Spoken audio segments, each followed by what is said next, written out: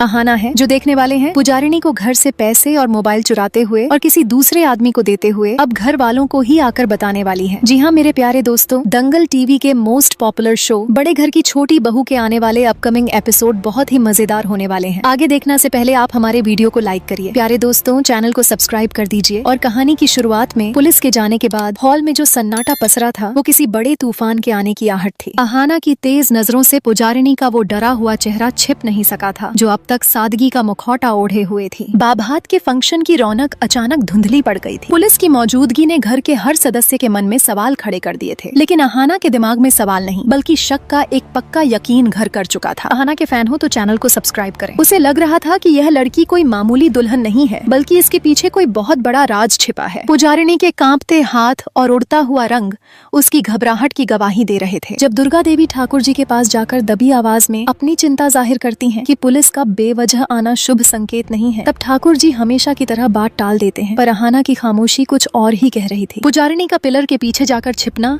और घबराहट में किसी को फोन मिलाना अहाना की सतर्क आंखों ने सब ताड़ लिया था। पर्दे के पीछे छिपी अहाना जब पुजारिनी की बातें सुनती है तो उसके पैरों तले जमीन खिसक जाती है। पुजारिनी फोन पर कह रही थी, सुनो, पुलिस यहाँ पहुँच चुकी थी, तुम लोग फौरन यहाँ से निकल जाओ। मैंने फिलहाल तो संभाल लिया है लेकिन अब खतरा बहुत ज्यादा बढ़ गया है। अहाना समझ गई थी कि यह कोई गहरी साजिश है। पुजारिनी जैसे ही मुड़ती है सामने अहाना को देखकर उसकी सिट्टी पिट्टी गुम हो जाती है। अहाना की वो तीखी मुस्कान और उसकी नजरें पुजारिनी के दिल में खौफ पैदा कर देती हैं। अहाना ने बड़े ही शातिर तरीके से पूछा कि रिसेप्शन में सब तुम्हें ढूंढ रहे हैं, तुम यहाँ अकेले क्या कर रही हो? पुजारिनी के पास कोई जवाब नहीं था, बस एक खोखली मुस्कान के साथ वो वहाँ से खिसक गई। लेकिन अहाना अब रुकने वाली नहीं थी। अहाना के फैन हो तो चैनल को सब्सक्राइब करें। वह सीधा अपने कमरे में पहुँचती है और अपना लैपटॉप खोलती है। एक गुप्त नंबर डायल कर वो साइबर क्राइम डिपार्टमेंट से संपर्क साधती है। फंक्शन के दौरान उसने चुपके से पुजारिनी की जो फोटो खींची थी उसे वेरिफिकेशन के लिए भेज देती है। लोडिंग का वो पहिया जब रुका तो स्क्रीन पर जो सच सामने आया उसने अहाना की सांसें थाम दी। स्क्रीन पर बड़े अक्षरों में लिखा था, नंदिनी रॉय, स्टेटस वांटेड, जुर्म मैरिज फ्रॉड और ऑनलाइन स्कैम्स। टैग लगा था लुटेरी दुल्हन। अहाना अब समझ चुकी थी कि यह लड़की भोजपुरी क्यों बोल रही थी और घूंघट के पीछे खुद को क्यों छिपा रही थी। यह सब तो इस बड़ी साजिश का हिस्सा था। अहाना ने अब अपनी चाल चलने का फैसला किया। वह वापस रिसेप्शन हॉल में आती है जहाँ पुजारिनी एक कोने में खुद को समेटे खड़ी थी। अहाना ने बड़े ही शांत अंदाज में पुजारिनी से पूछा, वैसे पुजारिनी, आज पुलिस हमारे रिसेप्शन पर ही क्यों आई? कहीं कोई खास वजह तो नहीं? पुजारिनी के चेहरे का रंग उड़ गया। वह हक बकाते हुए बोली कि शायद कोई गलतफहमी होगी। लेकिन अहाना ने जैसे ही उससे भोजपुरी में बात करने और भाग जाओ वाली कॉल के बारे में पूछा, पुजारिनी का चेहरा सफेद पड़ गया। अहाना के फैन हो तो चैनल को सब्सक्राइब करें। पुजारिनी ने गुस्से का नाटक करते हुए अहाना पर इल्जाम लगाने का आरोप मढ़ा, लेकिन अहाना के पास अब सबूतों का पहाड़ था। अहाना अब सीधा दुर्गा देवी